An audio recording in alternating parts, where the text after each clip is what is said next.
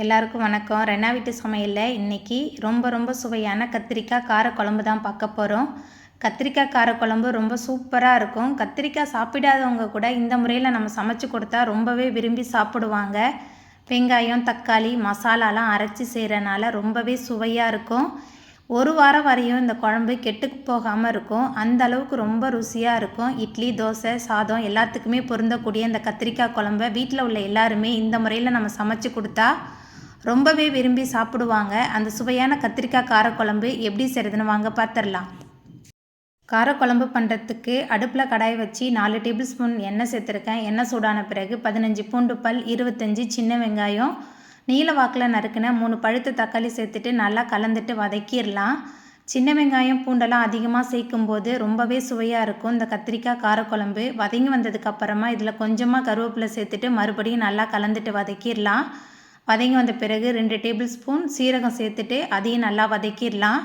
எல்லாமே நல்லா வதங்கி வந்த பிறகு 1 டீஸ்பூன் மஞ்சள்தூள், 10 டேபிள் ஸ்பூன் குழம்பு மிளகாய்த்தூள் எடுத்திருக்கேன். உங்கள் காரத்துக்கு தகுந்த மாதிரி நீங்கள் எடுத்துக்கோங்க. கூடவே 1/4 மூடி தேங்காய் சேர்த்துட்டு அடுப்பை மிதமான தணலில் வச்சு நல்லா வதக்கிடலாம். நம்ம சேர்த்த மசாலா, தேங்காய்லாம் நல்லா வதங்கி வந்த பிறகு அடுப்பை ஆஃப் பண்ணிவிட்டு ஆற வச்சிடலாம். ஆறுனதுக்கப்புறம் மிக்சியில் மாற்றிட்டு கூடவே கொஞ்சமாக தண்ணி சேர்த்து நல்லா விழுத அரைச்சி எடுத்துக்கலாம். காரக்குழம்புக்கு கத்திரிக்காயெலாம் எண்ணெயில் வதக்கணும். அதுக்கு அடுப்பில் கடாய் வச்சு கொஞ்சம் தாராளமாக எண்ணெய் சேர்த்துருக்கேன். எண்ணெய் சூடான பிறகு எண்ணெய் கத்திரிக்காய்க்கு நறுக்கிற மாதிரி நான் கத்திரிக்காய் நறுக்கி வச்சுருக்கேன்.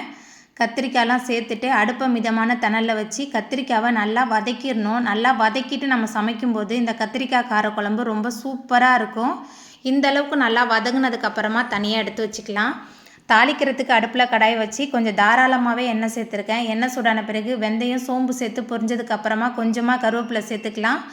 அதுக்கப்புறமா நம்ம மிக்சியில் சேர்த்து அரைச்ச விழுது கூடவே இந்த கத்திரிக்காய் காரக்குழம்புக்கு தேவையான அளவுக்கு கல்லுப்பு, கூடவே நம்ம வதக்கி வச்சுருந்த கத்திரிக்காயெலாம் சேர்த்துக்கலாம். அந்த எண்ணெயோடையே தான் சேர்க்கணும். அப்போ தான் ரொம்ப சூப்பராக இருக்கும்.